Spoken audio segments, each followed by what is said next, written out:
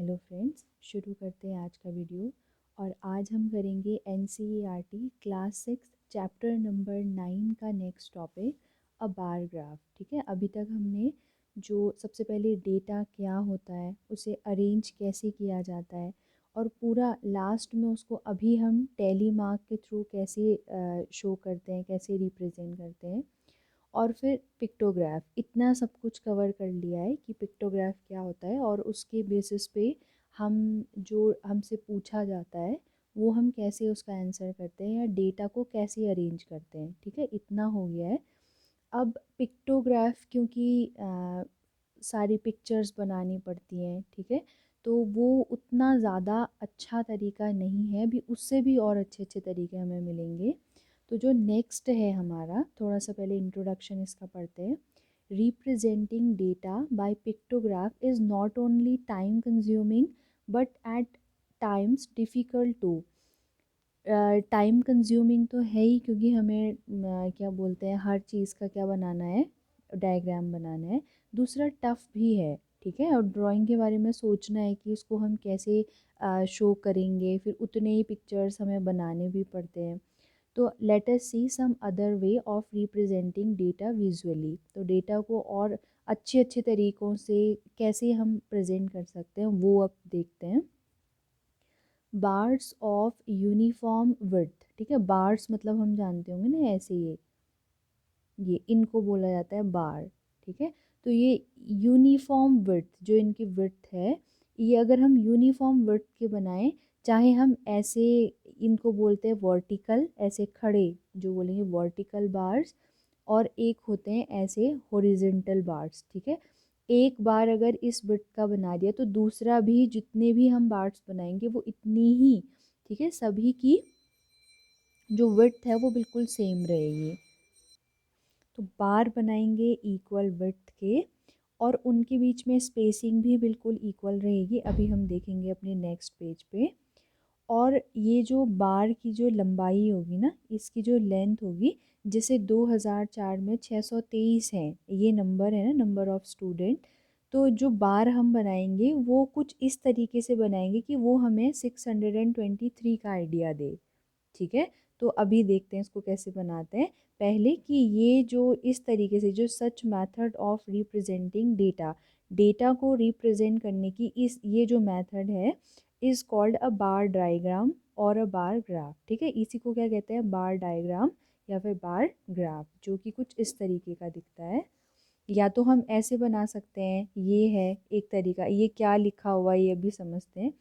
ये हैं horizontal bars, ठीक है, ऐसे। एक और होते हैं वर्टिकल बार्स, ये। ठीक है, अभी जनरली आप देखेंगे कि हम ये वाला बार ज़्यादा बनाते हैं। ठीक है, जो वर्टिकल बार्स होते हैं ये ज़्यादा बनाते हैं, लेकिन ये दोनों तरीके से बनाया जा सकता है, हॉरिजॉन्टल बार्स भी और वर्टिकल बार्स भी। ठीक है, अब देखते हैं इंटरप्रिटेशन ऑफ बार ग्राफ। तो इसमें क्या होता है, हम सीधे सीधे आएंगे, बहुत ज़्यादा इसमें टाइम नहीं लगाना। ये है हमारा नंबर ऑफ व्हीकल्स। ठीक है, मतलब गाड़ियों की संख्या 100, ज़ीरो से। और ऐसा होता है कि बार ग्राफ में हम सीधे 0 1 2 3 4 ऐसा इसमें भी नहीं करते हैं। ठीक है, ज़ीरो से एक यूनिट डिस्टेंस लेंगे, पहले एक नंबर लाइन ड्रॉ करनी है हमने। उस नंबर लाइन में ये यूनिट डिस्टेंस जो है ना, उसको या तो हम 0 1 2 3 4 5 6 7 ऐसे नाम दे दें। ठीक है, मतलब इक्वल इक्वल 1 का गैप होगा, बीच में 1, 0 1 के बाद 3 फिर 5 ऐसे नहीं आएगा। दूसरी चीज़ है कि ज़ीरो के बाद अगर हम 50 का ले रहे हैं, 50, अगर ज़ीरो से पहले वाले यूनिट डिस्टेंस के बीच में 50 का गैप है, तो फिर आगे सारे ही 50 वाले होंगे, यानी कि ज़ीरो, फिर 50, 100, 150, 200, 250, 300 ऐसे बढ़ेंगे। अब यहाँ पर हम 100 का ले रहे हैं ना, तो ये 100, 200, 300, 400, 500 ये ऐसे जाएंगे, जिसको हम यहाँ पर अलग से रिप्रेजेंट कर देते हैं कि the scale is 1 unit length equal to 100 vehicles. ये हमें बताना होता है कि यहाँ पर हमने ये जो यूनिट लिया है ना, ये यूनिट डिस्टेंस जो लिया है, वो कितने को रिप्रेजेंट कर रहा है, 50 को कर रहा है, 100 को कर रहा है। आगे फिर व्हीकल्स हैं, चाहे वो नंबर ऑफ स्टूडेंट्स हैं, ठीक है। तो ये 1 यूनिट लेंथ जो है वो 100 व्हीकल्स को दिखा रहा है। ये हमें ऐसे लिखना पड़ता है हर बार ग्राफ में, ठीक है। ठीक है, तो अब इसको देखते हैं। देखिए इसमें क्या है, 0, 6 to 7 ये है टाइम इंटरवल, मतलब कितने से कितने बजे। 6 to 7 का जो टाइम था उसमें 100 से थोड़ा सा ज़्यादा, ये इसको ऐसे यहाँ कर देंगे तो 100 से ये थोड़ा सा ज़्यादा आगे मिल रहा है ना, मतलब 100 to 200 के बीच में व्हीकल्स थी। उसके बाद हम 7 से 8 बजे देखें तो ये इतना, ये नंबर, ये इतना बड़ा ग्राफ है ना, बार ग्राफ है, इतना बड़ा बार है, तो हम इसको यहाँ नीचे मिला दें अगर ये, तो 7 से 8 बजे के बीच में 1200 गाड़ियाँ चल रही थी, मतलब कि ट्रैफिक इस टाइम पर सबसे ज़्यादा था, ठीक है, सवेरे 7 से 8 बजे के टाइम पे। उसके बाद 8 से 9 बजे के टाइम पर इसकी लेंथ देखेंगे तो ये कहीं मिलेगी यहाँ, यानी कि 1000, ठीक है। तो सवेरे 8 से 9 बजे के टाइम पर 1000 गाड़ियाँ चल रही थी। तो ऐसे ही फिर हम देखेंगे, और इस बार ग्राफ से हम बता सकते हैं कि नंबर ऑफ व्हीकल्स सबसे कम किस टाइम इंटरवल में थी, 6 से 8, और सबसे ज़्यादा किस टाइम पर थी, 7 to 8, ठीक है। तो ये बार ग्राफ हो गया। सेम अब यही चीज़ जैसे ये दूसरी है, ये दूसरा बार ग्राफ है, इसमें हमें बताया है population of India in crores. ये जो है ये पॉपुलेशन है इंडिया की, ठीक है। तो ये जो वर्टिकल लाइन है इसमें ये वर्टिकल जो बार्स बनाए हुए हैं ये हमें बता रहे हैं कि कौन से सन में, किस सन में नंबर ऑफ पीपल कितने हैं इंडिया में। तो एक ये बार ग्राफ को देख के अगर हम इससे रिलेटेड ये इन्फॉर्मेशन अगर ना भी पढ़ें तो भी हमें इसको देख के सारा पता चल जाएगा कि ये क्या कहानी यहाँ पर चल रही है। सबसे पहले तो 0, 10, 20, 30, 40, 50, 60 ये देख के हमें पता चल रहा है कि ये जो एक यूनिट डिस्टेंस है, एक ये जो यूनिट डिस्टेंस वो कितने को रिप्रेजेंट कर रही है, 10 को, ठीक है, 0 to 10। अब क्योंकि वो करोड़ में पॉपुलेशन को रिप्रेजेंट कर रही है तो वो 10 करोड़ हो जाएगा यहाँ पर, ठीक है। तो ये 0 से लेकर 10 जो यूनिट डिस्टेंस है वो 10 करोड़ को रिप्रेजेंट कर रही है। दूसरा आता है यहाँ पर ईयर, ठीक है, ये है ईयर का नेम, 1951, 1961, 71, 81। तो ये अब इनको बनाते कैसे हैं, ये बार जो हैं देखेंगे कि ये डिस्टेंस बिल्कुल इक्वल होंगी और ये बार की विड्थ बिल्कुल इक्वल होती है, इस तरीके से इसको बनाया जाता है ये, ठीक है। बीच की डिस्टेंस इक्वल होंगी, बीच की जो गैप है बीच का, एक बार ग्राफ से दूसरे बार ग्राफ तक का गैप भी इक्वल होगा, और जो विड्थ है इसकी, ठीक है, इस बार की जो चौड़ाई है वो भी बिल्कुल बराबर बराबर होनी चाहिए। बाकी फिर सिंपल है, बाकी एक जगह पर हम ये लिख लें, जो दो चीज़ें हमें दी होती हैं ना, कोई भी टेबल होती है उसमें दो चीज़ें तो हमें दी होती हैं, तो उन दो चीज़ों में से एक चीज़ हम ऐसे हॉरिजेंटल लाइन में दिखाएंगे, एक वर्टिकल लाइन में दिखाएंगे। अब इसको थोड़ा सा रीड करते हैं। 1951 में यहाँ इन्होंने हमें दे दिया है 36, जो कि 30 to 40 के बीच में आ रहा है ये, तो 36 करोड़ पॉपुलेशन थी 1951 में इंडिया की। 1961 में 44 करोड़ की जनसंख्या थी इंडिया में। ऐसे ही सबसे ज़्यादा कब है, 2001 में है, 102 करोड़, 102 करोड़ की पॉपुलेशन है 2001 में। ऐसे ही अब समझ आ जाएगा ना कि 1981 में कितनी है, 68, जो कि अगर हम ऐसे देखेंगे तो ठीक 60 से 70 के बीच में आ रहा होगा ये, ठीक है। और उसमें भी 70 के ज़्यादा करीब, क्योंकि 68 जो है 60 to 70 इन दोनों के बीच में 70 के ज़्यादा नज़दीक होता है ना, तो वो ये भी बिल्कुल ऐसे ही शो होगा। और 54 अगर है, ये इसको ऐसे मिलाएंगे तो वो 50 to 60 के बीच में 50 के ज़्यादा करीब आएगा, क्योंकि वो 50 के ज़्यादा नज़दीक होता है इन कंपेयर टू 60, ठीक है। अब समझ आ गया होगा कि ये कैसे, मतलब इसको कैसे रीड करते हैं। तो डायरेक्ट आते हैं हम एक्सरसाइज में, ठीक है। एक्सरसाइज 9.3 बहुत ज़्यादा सिंपल है, और इससे हमें बार को कैसे रीड किया जाता है, कैसे समझा जाता है बार को देख के, वो अच्छे से समझ आ जाएगा।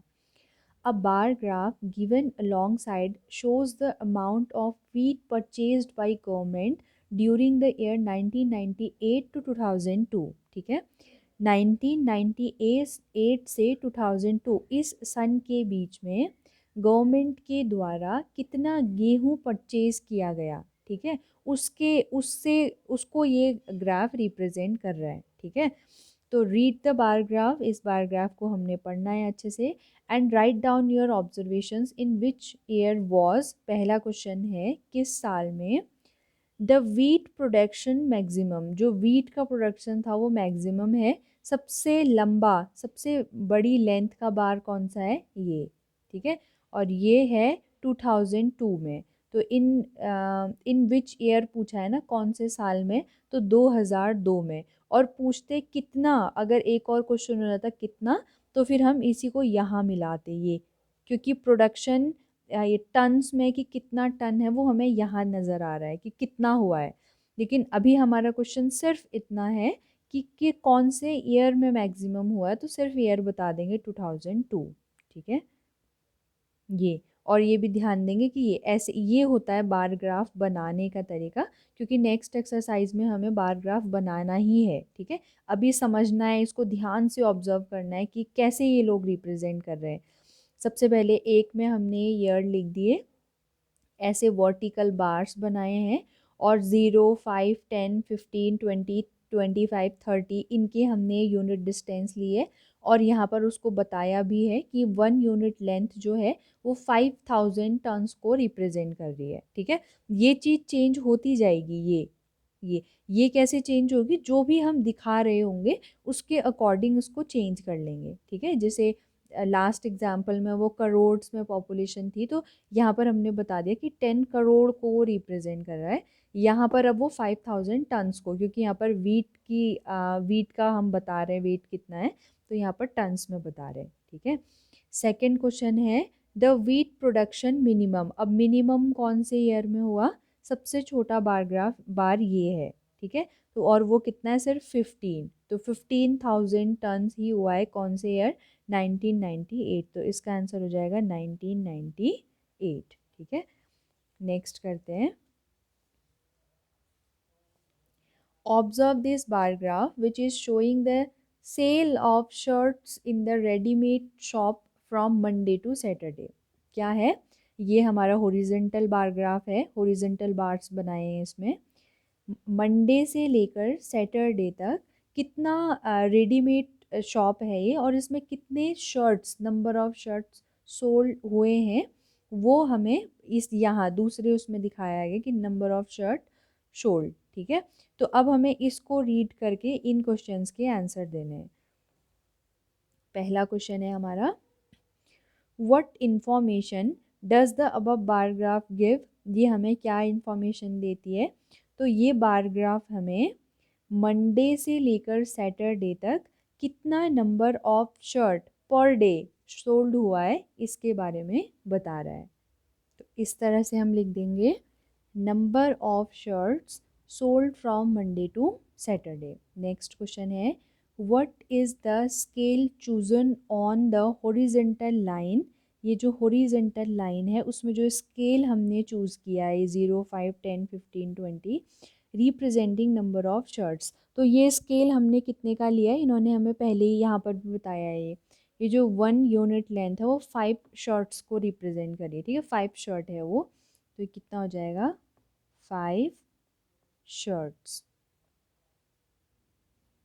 On which day were the maximum number of shirts sold। कौन सा सबसे लंबा बार कौन सा है, सैटरडे का। तो इसी दिन सबसे ज़्यादा शर्ट बिकी हैं, और हमसे पूछा जाए कितनी बिकी हैं, तो 60। ठीक है, तो on which day the maximum number of shirt sold, ये क्या है, Saturday. How many shirts were sold on that day, 60। Next question है, on which day were the minimum number of shirt sold. सबसे कम, सबसे छोटा बार कौन सा है, ये ट्यूसडे का। तो यहाँ पर लिख लेंगे ट्यूसडे। ठीक है, और how many shirts were sold on Thursday. Thursday को इसको यहाँ से ऐसे मिला देंगे, ये तो ये कितने में आ रहा है 35, ठीक है, ये कंप्लीट।